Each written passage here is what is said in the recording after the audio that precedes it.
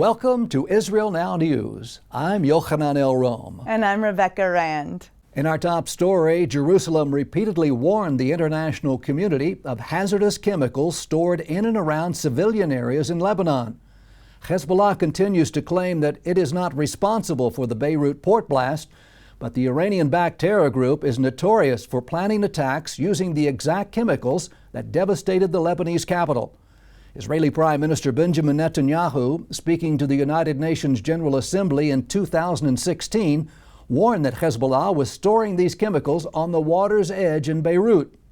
Israeli intelligence agencies have assisted in thwarting several attacks in Europe by providing information that led authorities to discover Hezbollah operatives in possession of several tons of ammonium nitrate stashed in European cities. There's also video evidence of the leader of Hezbollah calling for the use of ammonium nitrate to attack Israel. Video footage shows Sheikh Hassan Nasrallah threatening the port of Haifa with the same devastating explosion that leveled much of Beirut. Israeli TV reported that the Hezbollah boss was planning to use the chemicals against Israel in order to spark a third Lebanon war. Rebecca Rand has more on that story. Yes, Yochanan, Tehran is reportedly very wary of international intervention in Lebanon in the wake of the deadly blast that leveled the Beirut port. The government of Lebanon has requested international aid, but world powers are hesitant to provide any funds without assurances that the money will stay out of Hezbollah's hands. World leaders attended a virtual aid summit, which raised $300 million in pledges to help Lebanon, but stipulated that the money would only be made available when the government agrees to political and economic reforms. The entire cabinet, including Lebanese Prime Minister Hassan Diab, has resigned, leaving a power vacuum in the troubled country. The Israeli government spent last week teetering on the brink of dissolution over the non-passage of the state budget. The unity government, formed by Prime Minister Benjamin Netanyahu and Benny Gantz, leader of the Blue and White Party, agreed to table the issue of the budget for 2 months rather than allow the coalition to fall apart. That would have forced the public back to the voting booths for the fourth election in less than 2 years. Israel continues to struggle with the coronavirus, and many are calling for unity in this time of national crisis. Hamas in Gaza continues to terrorize civilians in southern Israeli communities. Terrorists opened fire on a group of Israeli civilian workers building a security barrier along the Gaza border fence, and the Hamas terror group fired more than a dozen missiles into the Mediterranean Sea. Terrorists continue to launch airborne improvised explosive devices into Israeli communities. The flying grenades and Molotov cocktail bombs are concealed among colorful balloons, which explode on impact, causing massive wildfires, damaging crops and threatening homes. These explosive devices often land in schoolyards and playgrounds, prompting Israeli authorities to warn civilians not to go near balloons and to contact authorities if spotted. Israeli Defense Minister Benny Gantz warned Hamas and other Gaza-based terror groups against further attacks, saying the state of Israel will not accept any violation of its sovereignty, and he vowed that whoever tests Israel will be hit hard. The U.S. House of Representatives passed legislation authorizing $500 million in aid to Israel earmarked for missile defense.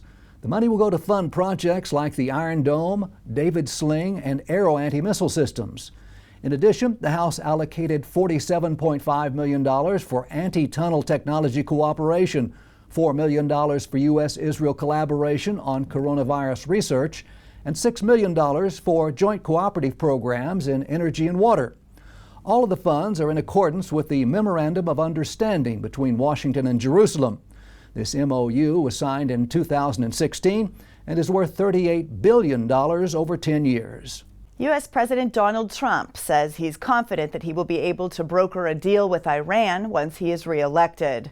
President Trump will go down in history for his hard stance against the Islamic Republic and its rogue nuclear program. One of his first orders of business as president was to reinstate crippling sanctions against Tehran and those doing business with the tyrannical regime.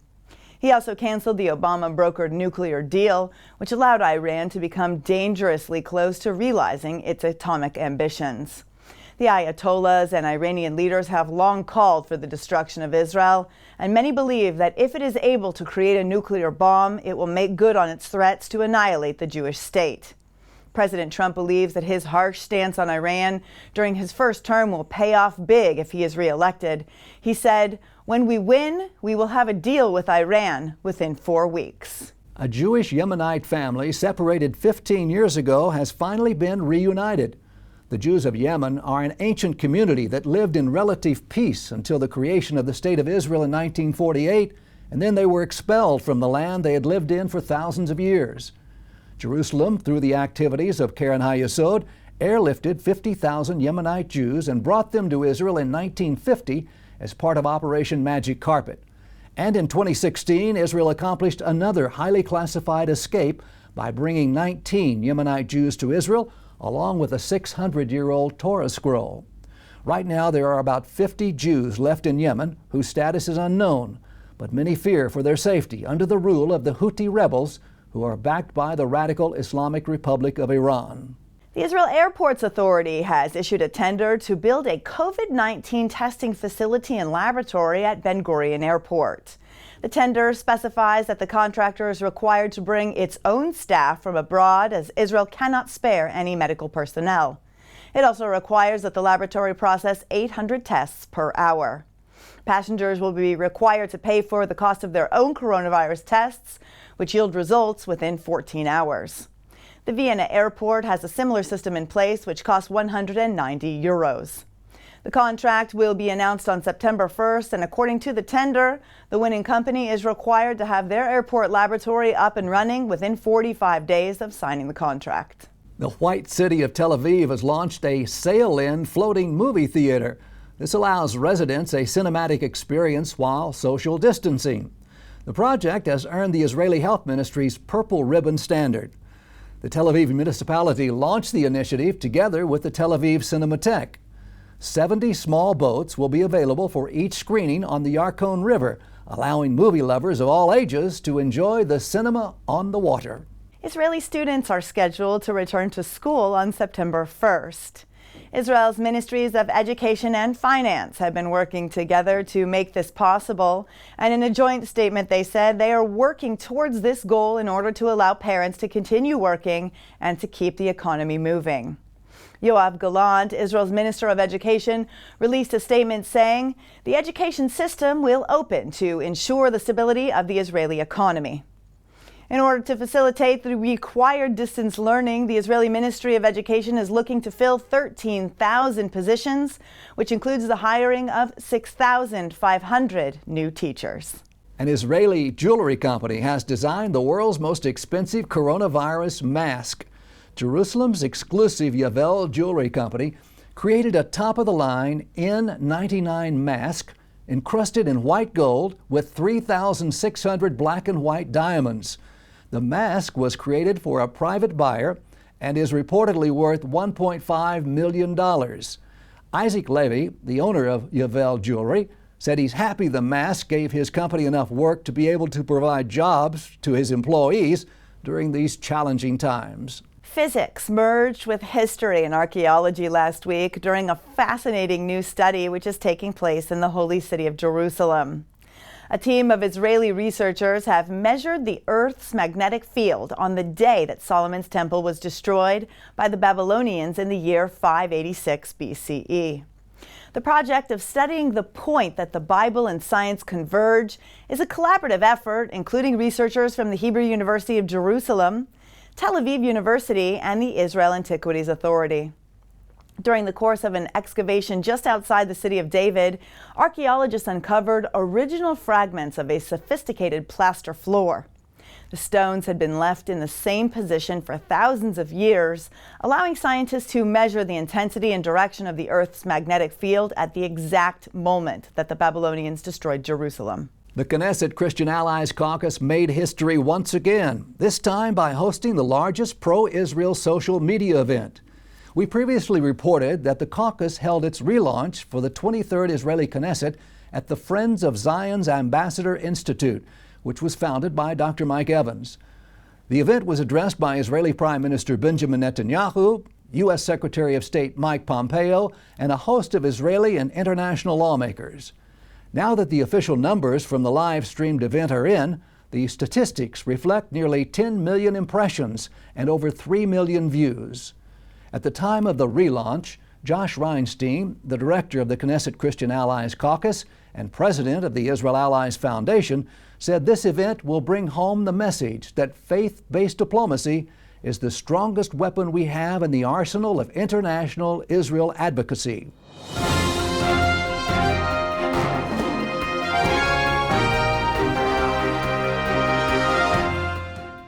We are living in mysterious yet miraculous times. We've witnessed the most remarkable fulfillment of biblical prophecy, the Jewish people's return to Israel, and the prosperity and contributions of this tiny country in such a short time. Yet we've also seen an unexpected rise in anti-Semitism, which takes the form of anti-Zionism, and alliances between groups that are fighting against the most fundamental biblical values. In the book Titus, Trump, and the Triumph of Israel, Josh Reinstein answers important questions to clarify what has driven political action from the time that the Roman Emperor Titus destroyed Jerusalem until today, when President Trump recognized Jerusalem as Israel's capital. Get your copy today and learn how faith-based diplomacy has changed the world. To order your advance copy, go to triumphofisrael.com.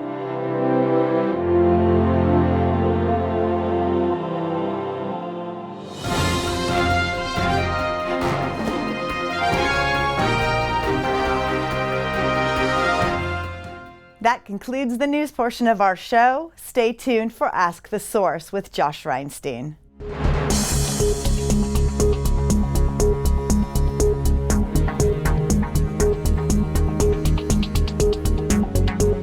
Hello and welcome to Ask the Source. I'm your host Josh Reinstein, and we're here in our beautiful studio in Jerusalem.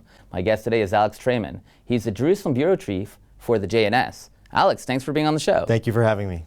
Alex, tell us a little bit about what is the JNS? Well, JNS is the Jewish News Syndicate. It is a news source with strong bureaus in Washington, D.C., as well as Jerusalem. We cover all of the political and defense developments that pertain to Jews in Israel, as well as in the United States, with occasional coverage in Europe and elsewhere as well.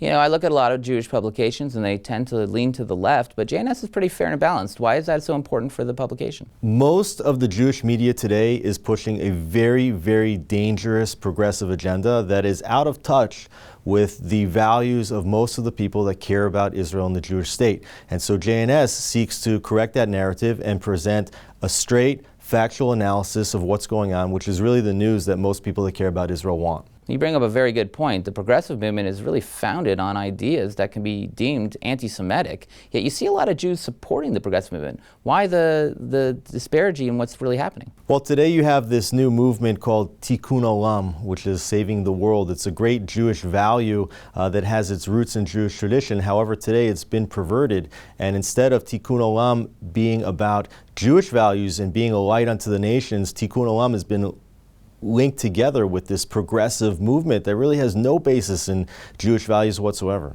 One of the things that's interesting is that you're called the Jewish News Syndicate, but a lot of your people who read your site are actually Bible-believing Christians. Why is it so appealing to Christians? Because the United States is a Judeo-Christian country, and many Christians are also reading the Bible, the Torah, and they want to understand the Jewish viewpoint, not only for understanding their religion and their faith, but also for understanding politics in the world. So we've seen a lot of Christians be very, very interested in our views and opinions. America and Israel are the only two countries really founded on Judeo-Christian values. How does that play a role in what we see in the news and political discourse? Well, today America and Israel are intricately linked, and in part that's because we have almost an equal number of Jews living in Israel as in the United States. Half the Jewish community almost lives in the United States. Many of the funds that support Jewish projects come from the United States, and now today also the state of Israel is doing a lot to enhance the cultural well-being of Jews in the United States. So these communities are linked. There's like sister populations. So there's no doubt that America and Israel will continue to be very strong allies as long as these linked up populations exist together. With the coronavirus pandemic, we're seeing a lot of talk about Jews moving from America to Israel. Do you see this happening, or is this more just rhetoric? Well, I think that there is a growing trend now. You see Nefesh B'Nefesh, which is the organization which facilitates immigration to Israel, has has record numbers of applications. And I think that it's not only coronavirus and the pandemic, but rather has more to do with the increased protest movements. And even before coronavirus, we saw numerous violent attacks. Anti-Semitism is going up exponentially in the United States, and I think that that is causing some severe fears for Jews living in Jewish communities in the United States. You hear a lot about these equal rights movements going through America, but yet when people say anti-Semitic comments online or in the media, no one really seems to care. But anti-Semitism is through the roof in America. Why aren't people reacting with shock and dismay? You have this concept in the United States now called intersectionality, which is a complicated concept. It relates to victimhood, but Jewish victimhood never gets linked up into intersectionality. So you can berate Jews and nobody ever considers that to be the type of hate speech that would be considered if it was against other populations. But really this is a trend that's been going on for a long time. I mean, even 20 years ago, if you would go into Yahoo and you look at the comments underneath, they're always lined up with anti-Semitic remarks. We see with intersectionality that you have even cases where radical Islamists are linked with radical atheists or people on the extreme left. They have nothing in common except for their hatred of Israel, the God of Israel. Why is this being accepted within the different communities? These communities really are against each other on almost every other issue. Unfortunately, anti-Semitism is an age-old trend. I mean, really, every society has always, especially when it goes down a bad path, always blamed Jews, linked up Jews, attacked Jews. So I'm not super surprised about that when it appears as if more and more people in America are losing their American Judeo-Christian value. This summer, the big talk was sovereignty. Sovereignty in Judeo-Samaria. I know that your publication is covering it very, very well. I read it and I follow it. Why is this such a big deal? Well, Israel has over 400,000 Jews living in Judea and Samaria, and Jews are actually called Jews because they're from the land of Judea. Judea and Samaria are small counties in the biblical heartland of Israel, and even since the Oslo Accords were signed in 1993, Jews have settled in Judea and Samaria, and so these parts, the reason why we're Jews living in Israel is because we belong to Judea and Samaria, and people that don't want Jews living in Judea and Samaria want us out. They want to make Judea Judenrein. You make a really good point. We see in countries around the world, even the European Union, their official position is that Jews should not live in these communities. Why is this new form of anti-Semitism completely acceptable in polite society? It's actually not a new form of anti-Semitism. The original mandate for the state of Palestine, which was a Jewish state, included all of Israel as well as all of what we know today as Jordan. And that land has been sliced up piece by piece, first creating the state of Transjordan and then partitioning the remaining parts of the land between Jews and Arabs. So really we've seen for the past 100 years, since the League of Nations decided that there should be a Jewish state, acts by European governments to want to slice that slate of land into something much smaller. The big story coming up is this presidential election. It's looking very tight. I follow your reports on JNS. What are some of the big stories within the election today? Well, I think that America today really sits on a 50-50 precipice between those that really want to protect the Judeo-Christian foundational values of the United States and those pushing a very dangerous, progressive, left-wing agenda. And so it really is a question of who is going to come out and who wants to take this country either back towards its founding principles or away from its founding principles. Obviously, President Trump has been very supportive of Israel, and that has been very attractive to the evangelical Christian base, recognizing Israel's capital in the city of Jerusalem, recognizing the Golan, our sovereignty there, and hopefully also recognizing our sovereignty in Judea and Samaria.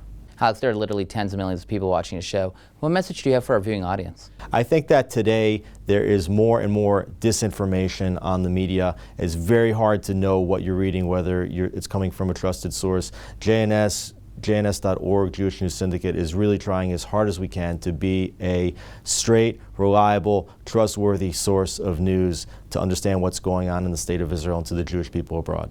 Thank you, Alex, for being on the show. And thank you for tuning in to Ask the Source. I'm your host, Josh Reinstein. Now back to the studio.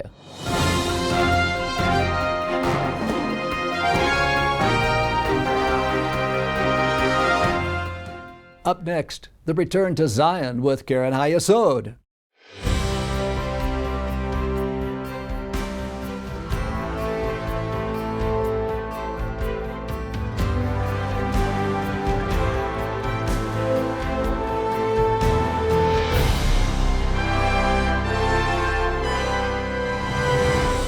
Shalom and welcome to the Return to Zion with Keren HaYesod. I'm Sam Grunwerk, World Chairman of Keren HaYesod United Israel Appeal, the leading official fundraising organization for the State of Israel. Today, all God's people rejoice in Jerusalem, the undivided capital of Israel. God bless you from Jerusalem. Despite enduring thousands of years of danger and persecution, the Jewish people never lost the heartfelt dream of returning home to the eternal city of Jerusalem, to the land of Abraham, Isaac, and Jacob, to King David's capital. Scattered across the four corners of the earth, Jerusalem continued to beat relentlessly in the heart of every Jew. Through the darkest of days, the dream remained to see Jeremiah's prophecy come to life. There is hope for your future. Your children will return to their borders.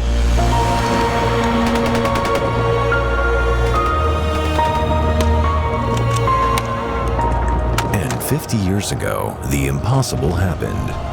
Exiled, dispersed, and downtrodden for generations, the Jewish people finally returned to Jerusalem. Faced with the might of multiple Arab armies, Israel's soldiers plucked victory from the jaws of tragedy. Finally, Jews could walk in the footsteps of their biblical forefathers and touch the stones of the Western Wall once more.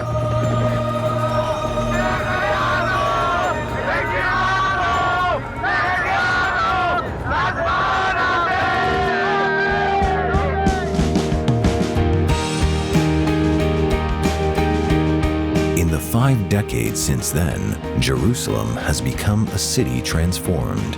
From the rubble of war, a modern, high-tech metropolis has been built. A political capital and a cultural capital has blossomed. New neighborhoods continue to be built, while cutting-edge medical centers, universities, and research hubs lead the world. And all the time, a heavenly tranquility can be felt as the faithful of 3 religions worship, live, and play in freedom.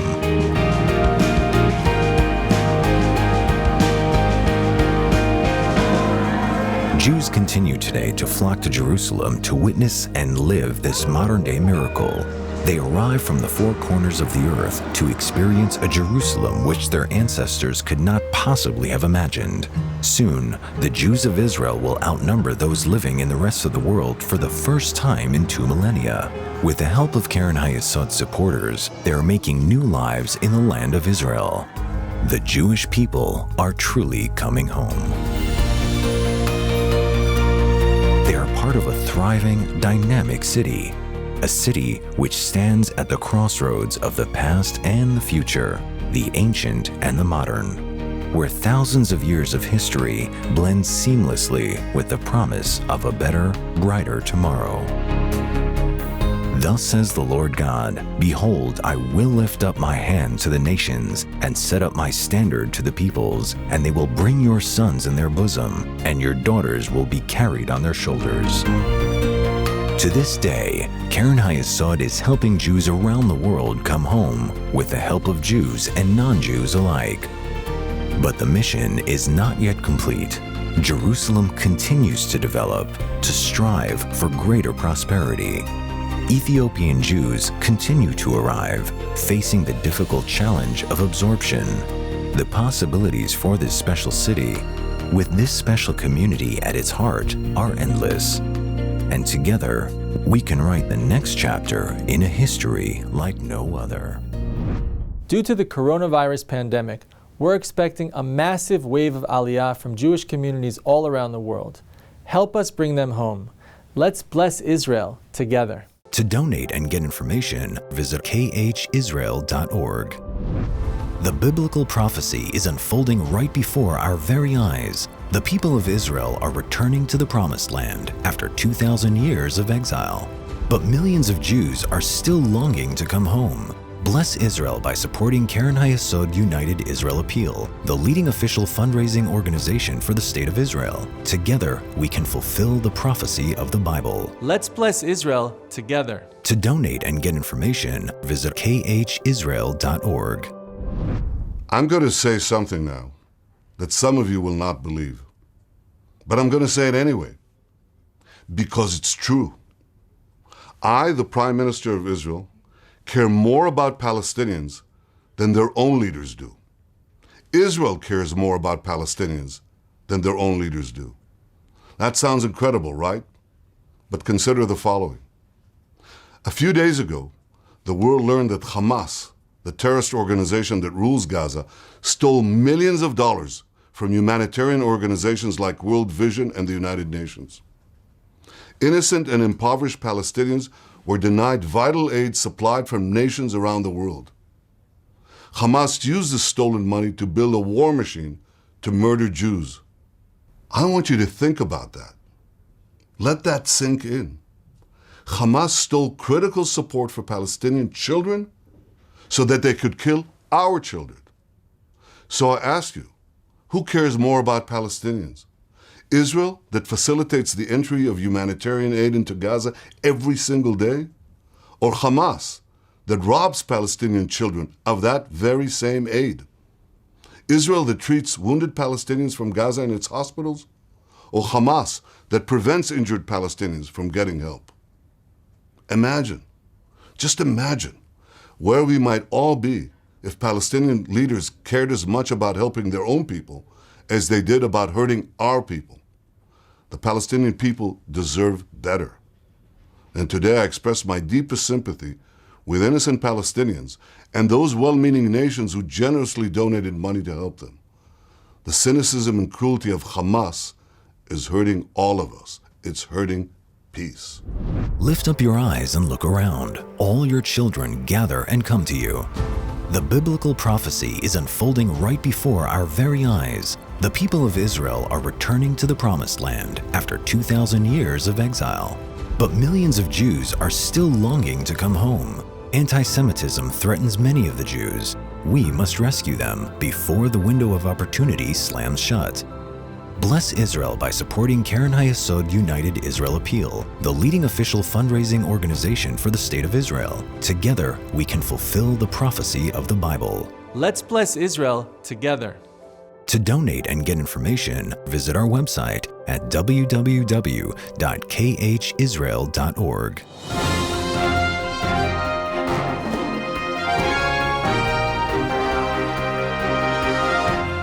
That's all for this edition of Israel Now News. I'm Yochanan El Rom. And I'm Rebecca Rand, reporting from our studio in Jerusalem. Please join us next week for all your Israel updates.